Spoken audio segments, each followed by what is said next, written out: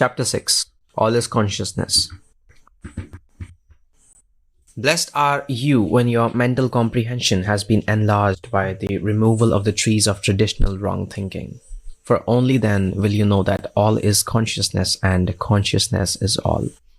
You will know that any secondary cause is a tyrant, and if you believe in an outside power, you are fighting a losing battle.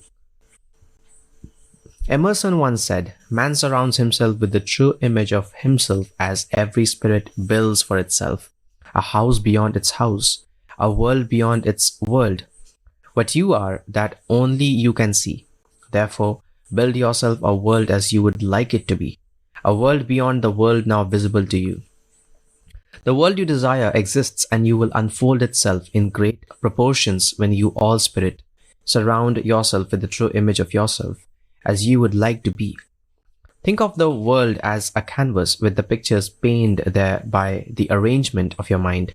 Your I amness, consciousness, has already arranged as many patterns for your canvas as there are people walking on earth. Turn to yourself and claiming that your desire exists, feel yourself move right into its center. Then paint your canvas of consciousness. Everything is there at your disposal. It's really up to you and the intensity of your desire. Always look to yourself, for your consciousness is the sole cause of the phenomena of your individual life. Perhaps you have imagined something which never came to pass and you feel that you failed.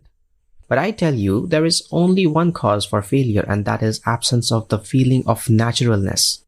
It takes time for an assumption to become a fact, and a desire is fulfilled proportionate to the degree of naturalness of the feeling of possession. If something does not feel natural to you, it is not your nature. To ask in my name is to ask in my nature or character. Therefore, when you ask, you must feel you already are that which you are seeking.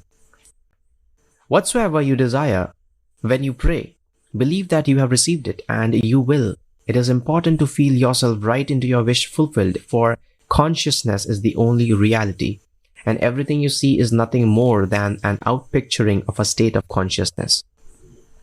It is stupid to see a thing before you establish its cause. An effect depends upon a state of consciousness, and you cannot find the effect without being its cause. And if you do not feel the naturalness of the desired state, you cannot externalize it, for consciousness is very observable. Ask yourself how long you have been conscious of being what do you want to be. To what extent do you feel its reality now? Matthew tells us, "O you faithless and perverse generation, how long shall I be with you?" Do you have faith in what you are conscious of? I hope so, for without faith it is impossible to achieve anything. It is the substances of the thing hoped for and the cause of all phenomena. The word perverse means to turn the wrong way, without aim, fixity, or one-pointedness of purpose. When the latest headline or news bulletin can turn you from your desire, you are perverse and fail. But if success is your goal, its mood must be worn until the feeling of being successful is so natural you cannot turn away from it. On the other hand, importunity means brazen impudence. If you will so persist in your assumption, your brazen impudence will not allow you to accept the evidence of your senses when they deny your assumption, but will rearrange the substance called life into the pattern of your assumption. This world moves with the necessity of molding and manifesting the arrangement of the individual's mind. It is important to persist until fulfillment becomes your nature. Changes begin to occur at the moment of naturalness. Jacob told the Lord, "I will not let you go until you bless me." As Jacob, you may wrestle through the night with an idea, and all ideas come down from heaven to take flesh. If you will not take no for an answer, but persist in the feeling of your wish fulfilled, you will be blessed with its externalization. Scripture tells of a man whose child is dead, yet when he went to the man of God and asked that the child be made alive once more, it was done unto him. Your ideal, be it for success, health, romance, money, or fame, is your child who is dead. But if you will believe in its life and walk in the assumption that you are successful, healthy, or wealthy, if that is your desire, your child which sleepeth will rise from the dead state and be made alive in your world. The parable is told of a judge who, it is said, feared not God nor regarded man. Within you there is such a judge who will give you anything you ask for if you will be just as persistent as the widow in the story. Coming at the midnight hour, she persisted in her request until the judge granted her wishes, saying, "Because this widow bothers me, I will vindicate her, or she will wear me out by her continual coming." When the light of consciousness is not shining on your fulfilled desire, it is the midnight hour. But if you will fill your desire with your light of awareness and persist, then that which you are aware of, you will become. You are forever surrounding yourself with the true image of yourself, and what you are, that only can you see, whether it be good, bad, or indifferent. Observe your reactions to life, and you are observing the being you want to separate yourself from. And as you begin to identify yourself with your chosen state, the separation takes place. But your assumption must be a maintained attitude, and if for a moment you lost the mood, recapture it. And if you lose it again, feel yourself back into the feeling until the mood becomes so natural, your thinking from that mood is normal. The great failure of most truth students is that they are perpetually constructing but deferring their occupancy. When entering your desired state, feel its presence surround you like an answered prayer. Then become so one with the state that your thoughts flow from it. Persist in viewing your world from that state, and it will harden into fact. You and you alone determine the time for the state to externalize it. If your mind is so disciplined that it cannot be turned or diverted, your heart's desire will be outpictured on your screen of space. But if you believe in any secondary power, your belief will cause its delay.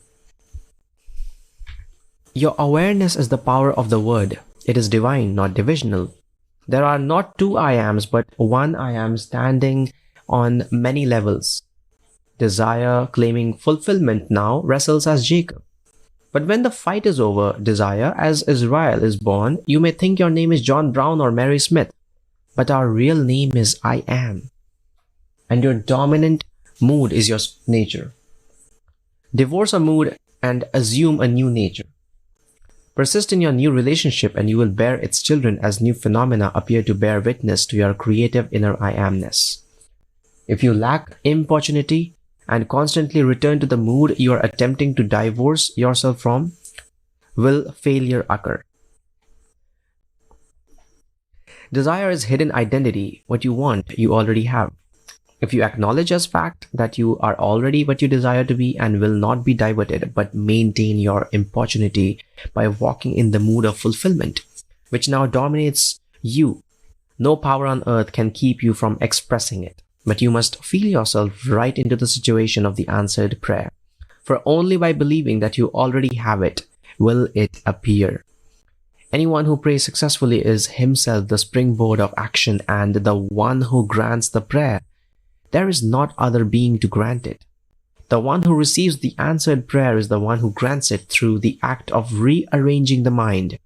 Learn to rearrange your mind, and if you find yourself walking in the field of unanswered prayers, turn around and walk in the field of fulfillment. And remember, faith is the substance of things hoped for, the evidence of things not seen.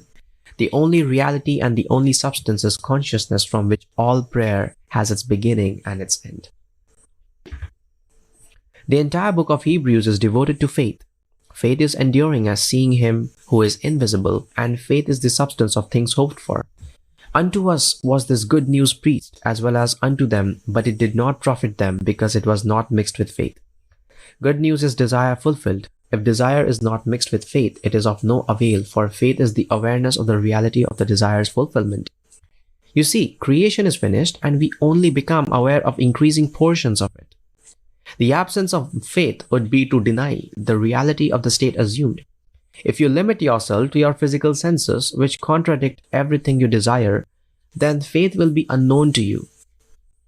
But faith will make real that which is invisible. The being you would like to be, though invisible, will unveil itself and become visible for all to see when you walk in the faith of its reality.